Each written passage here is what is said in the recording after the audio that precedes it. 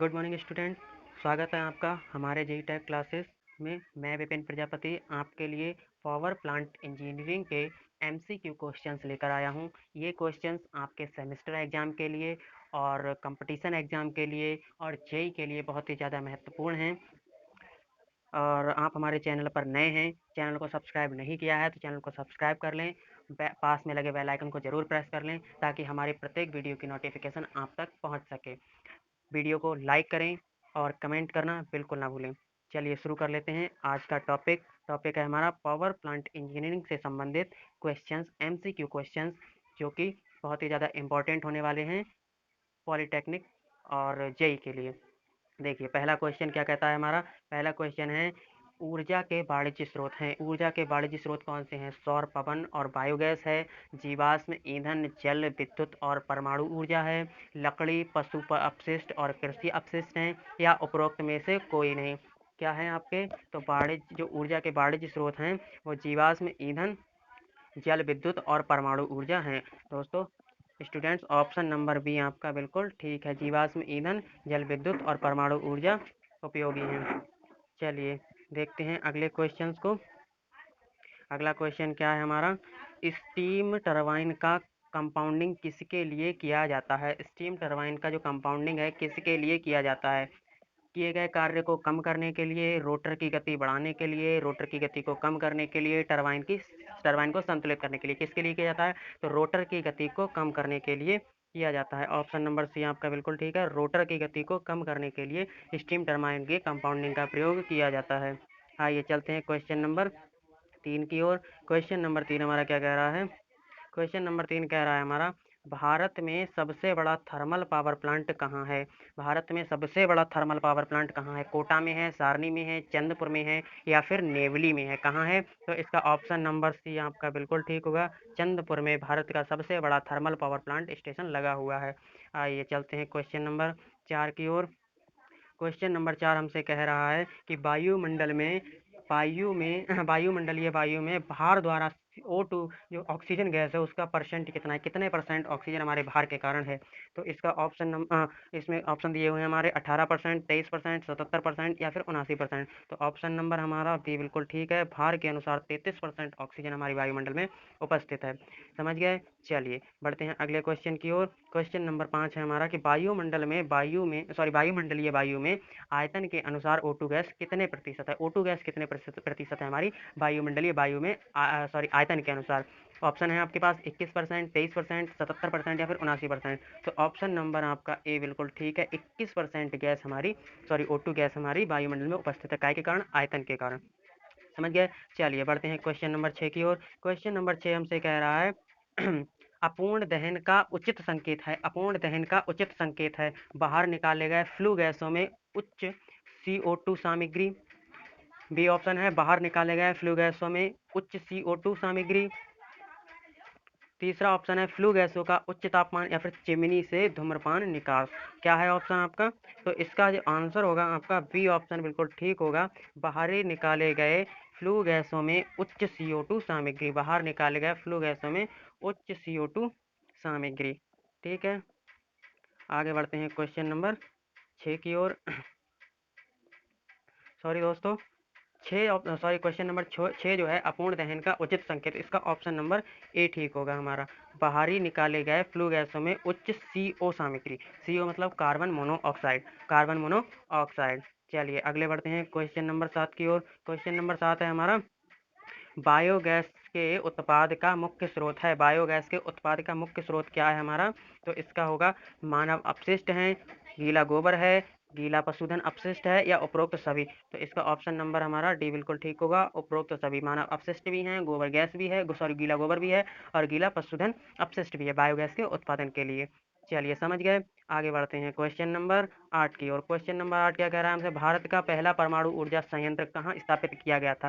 तारापुर में, कोटा में, कलपक्कम में, या उपरोक्त में से कोई नहीं। कहाँ किया गया था? तो स्टूडेंट्स याद कर लो, पहला हमारा जो ऊर्जा संयंत्र था वो तारापुर में बनाया गया था, स्थापित किया गया था। कहाँ स्थापित किया गया था? तारापुर में। ठीक है, तारापुर में हमारा पहला ऊर्जा संयंत्र स्थापित किया गया था। बिल्कुल रट लीजिए इसे। चलिए बढ़ते हैं क्वेश्चन नंबर 9 की ओर। क्वेश्चन नंबर 9 हमसे क्या कह रहा है? ईंधन सेल में खाली जगह में आपको ये ऑप्शन जो दिए हुए हैं वो आपको खाली जगह में यहाँ पर फिल करने हैं। तो आपसे बोल रहा है कि ईंधन सेल में ऊर्जा को विद्युत ऊर्जा में बदला जाता है। किस ऊर्जा को विद्युत ऊर्जा में बदला जाता है? तो इसका ऑप्शन नंबर बी आपका बिल्कुल राइट है। रासायनिक ऊर्जा को विद्युत ऊर्जा में चेंज किया जाता है ईंधन सेल के अंदर। समझ गए? चलिए बढ़ते हैं क्वेश्चन नंबर 10 की ओर। क्वेश्चन नंबर 10 हमसे क्या कह रहा है? क्वेश्चन नंबर 10 हमसे कह रहा है सौर तापीय विद्युत उत्पादन किसके द्वारा प्राप्त किया जाता है? सौर तापीय विद्युत उत्पादन किसके द्वारा प्राप्त किया जाता है? फोकसिंग कलेक्टर या हेलिओस्टेट का उपयोग करके, प्लेट कंडक्टरों का उपयोग करके, सौर तालब का उपयोग करके, या उपरोक्त में से कोई भी सिस्टम। तो ऑप्शन यहाँ पर हमारा जो होगा डी बिल्कुल राइट होगा। उपरोक्त से कोई भी सिस्टम जो होगा हमारा, कोई भी सिस्टम जो है, कोई भी सिस्टम अगर हम लगा लें तो उसका हमारा सौर तापीय ऊर्जा उत्पादित की जा सकती है। चलिए देख लेते हैं। क्वेश्चन नंबर 11 है हमारे पास। तेज धूप वाले दिन सूर्य द्वारा विकिरित ऊर्जा लगभग होती है। कहने का मतलब है, क्वेश्चन हमसे कह रहा है कि जिस दिन तेज धूप होती है उस दिन सूर्य की विकिरण ऊर्जा कितनी होती है? 700, यहाँ पर ये लिखा है W/M2, इसका मतलब है वाट प्रति मीटर स्क्वायर। ठीक है, तो 700 वाट प्रति मीटर स्क्वायर होती है, 800 वाट मीटर प्रति स्क्वायर हो सकती है, 1 किलोवाट मीटर स्क्वायर होती है, या फिर 2 किलोवाट मीटर स्क्वायर होती है। तो इसका राइट आंसर आपका जो होगा सी होगा। ऑप्शन नंबर सी होगा। ऑप्शन नंबर सी होगा, 1 किलोवाट होती है।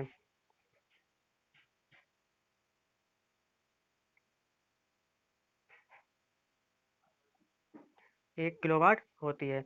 आइए देख लेते हैं अगला क्वेश्चन। अगला क्वेश्चन क्या कह रहा है हमारे पास? अगला क्वेश्चन है क्वेश्चन नंबर 12। क्वेश्चन बोल रहा है थोरियम ब्रीथर रिएक्टर भारत के लिए सबसे उपयुक्त है क्योंकि। थोरियम ब्रीथर रिएक्टर, जिससे हम नाभिकीय ऊर्जा बनाते हैं, थोरियम ब्रीथर रिएक्टर भारत के लिए सबसे उपयोगी है। क्यों उपयोगी है? ये अधिक शक्ति विकसित करते हैं, इसकी तकनीक सरल है, भारत में थोरियम जमा की प्रचुरता समाप्त उपलब्ध है, इन्हें आसानी से डिजाइन किया जा सकता है। तो इसका ऑप्शन नंबर सी जो होगा बिल्कुल राइट होगा। क्या है? भारत में थोरियम जमा की प्रचुरता उपलब्ध है। भारत में थोरियम प्रचुर मात्रा में पाया जाता है, इसलिए थोरियम ब्रीदर रिएक्टर भारत के लिए प्रयुक्त है। चलिए पढ़ते हैं अगले क्वेश्चन की ओर। क्वेश्चन नंबर 13 देख लेते हैं हम। क्वेश्चन नंबर 13 हमसे क्या कह रहा है? थर्मल पावर प्लांट की समग्र दक्षता बराबर होती है। किसके बराबर होती है थर्मल पावर प्लांट की समग्र दक्षता? रैंकिंग चक्र दक्षता के, कार्नोट चक्र दक्षता के, पुनर्योजी चक्र दक्षता के, या फिर बॉयलर दक्षता, टरबाइन दक्षता और जनरेटर के मल्टीप्लिकेशन दक्षता के बराबर होती है? किसके बराबर होती है? तो इसका ऑप्शन नंबर आपका सी बिल्कुल ठीक है, पुनर्योजी चक्र दक्षता के बराबर होती है। पुनर्योजी चक्र दक्षता के बराबर होती है क्या? थर्मल पावर प्लांट की समग्र दक्षता। समझ गए? चलिए बढ़ते हैं अगले क्वेश्चन की ओर। क्वेश्चन नंबर 14 है आपके पास। एक अच्छे भाप बिजली संयंत्र की रैंकिंग चक्र दक्षता की सीमा में हो सकती है। एक अच्छे भाप बिजली संयंत्र की रैंकिंग चक्र दक्षता की सीमा हो सकती है। कितनी हो सकती है? यहाँ पर लिखा है 15 से 20%, 35 से 45%, 70 से 80%, या फिर 90 से 95%। तो यहाँ पर ऑप्शन नंबर आपका जो 2 है वो बिल्कुल ठीक है। वी ऑप्शन नंबर जो है क्या है? 35 से 45%। एक अच्छे भाप बिजली संयंत्र की रैंकिंग चक्र की जो क्षमता होती है वो 35 से 45% एकदम परफेक्ट होती है। समझ गए? चलिए आगे बढ़ते हैं क्वेश्चन नंबर 15 की ओर। क्वेश्चन नंबर 15 हमसे क्या कह रहा है? देखिए क्वेश्चन नंबर 15 स्क्रीन पर है आपके। क्या कह रहा है? पी आई की कम दबाव सीमा पर, पी आई की कम दबाव सीमा पर P2 और P1 उच्च दबाव सीमा पर चलने वाला रैंकिंग चक्र। क्वेश्चन आपसे कह रहा है कि पी आई की कम दबाव सीमा पर P2 और P1 उच्च दबाव सीमा पर चलने वाला रैंकिंग चक्र क्या होता है? एक ही दबाव सीमा के बीच काम कर रहे कार्नोट साइन की तुलना में अधिक आर्नेल दक्षता है। समान दबाव सीमा के बीच चलने वाले कार्नोट चक्र की तुलना में नाल दक्षता कम है। समान दबाव सीमा के बीच कार्नोट चक्र संचालन के समान थर्मल दक्षता है। पी आई और P2 के परिमाण के आधार पर कम या ज़्यादा हो सकता है। तो इसका ऑप्शन नंबर फर्स्ट है, एक ही दबाव सीमा के बीच। ऑप्शन नंबर 1 देखिए आप, एक ही दबाव सीमा के बीच काम कर रहे कार्नोट साइसी की तुलना में अधिक RNL दक्षता है। समझ गए। चलिए बढ़ते हैं क्वेश्चन नंबर 16 की ओर। क्वेश्चन नंबर 16 आपकी स्क्रीन पर है और क्या कह रहा है, भाप बिजली संयंत्र की रैंकिंग दक्षता। भाप बिजली संयंत्र की रैंकिंग दक्षता कितनी होनी चाहिए? सर्दियों की तुलना में गर्मियों में सुधार होता है, गर्मियों की तुलना में सर्दियों में सुधार होता है, जलवायु परिस्थितियों से अप्रभावित रहता है, या फिर उपरोक्त में से कोई नहीं। कहने का मतलब कि भाप बिजली संयंत्र की जो रैंकिंग दक्षता होती है सर्दियों की तुलना में गर्मियों में अच्छी होती है, या फिर गर्मियों की तुलना में सर्दी में अच्छी होती है, या फिर जलवायु परिवर्तन के साथ अप्रभावित रहती है। तो इसका आंसर नंबर आपका जो वी होगा बिल्कुल राइट होगा। क्या होगा? गर्मियों की तुलना में सर्दियों की से सुधार रहता है, गर्मियों की तुलना में सर्दियों में इसमें अच्छा सुधार रहता है। समझ गए। चलिए बढ़ते हैं क्वेश्चन नंबर 17 की ओर। देखिए क्वेश्चन नंबर 17 क्या कह रहा है आपसे। क्वेश्चन नंबर 17 स्क्रीन पर दिख रहा है आपको।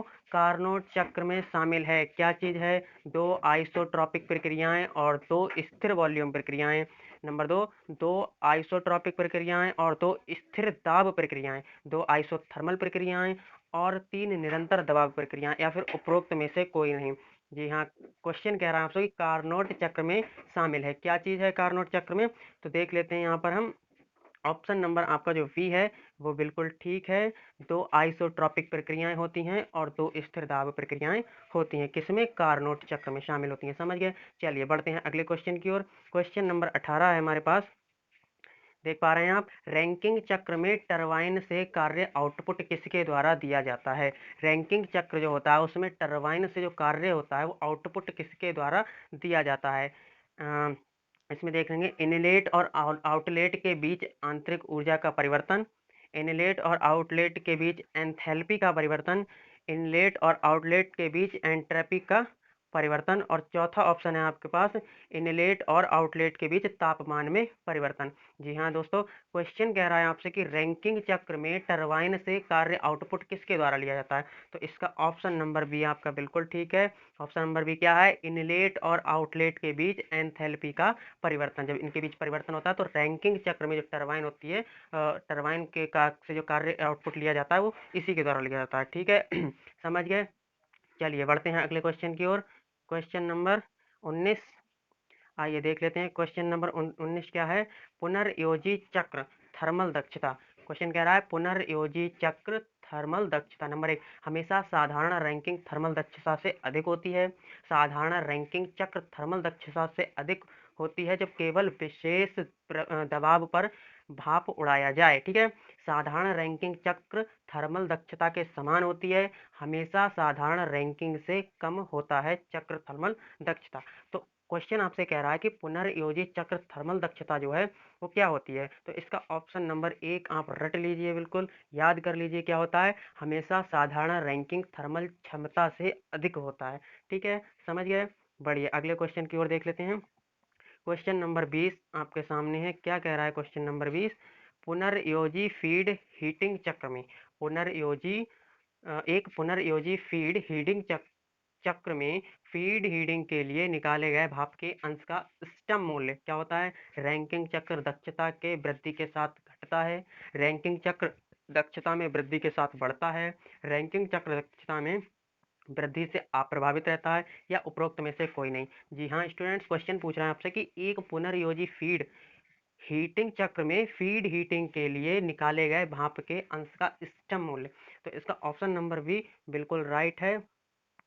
देख लीजिए, रैंकिंग चक्र दक्षता में वृद्धि के साथ बढ़ता है। ठीक है। तो दोस्तों आज के लिए इतना ही, मिलते हैं अगले लेक्चर में। वीडियो को लाइक करें, कमेंट करें और अपने दोस्तों के साथ शेयर करें। आपको यदि इस वीडियो में बताए गए क्वेश्चंस को पीडीएफ रूप में चाहिए तो डिस्क्रिप्शन बॉक्स में टेलीग्राम का लिंक पड़ा हुआ है, टेलीग्राम को ज्वाइन करें, वहाँ पे आपको हर तरह की पीडीएफ दी जाएगी और आप वहाँ से इंग्लिश में भी पीडीएफ पा सकते हैं। ठीक है, और कमेंट बॉक्स में बताइए आपको किस तरह की वीडियो चाहिए। Bye bye, take care and all the best for your future. Thanks for watching.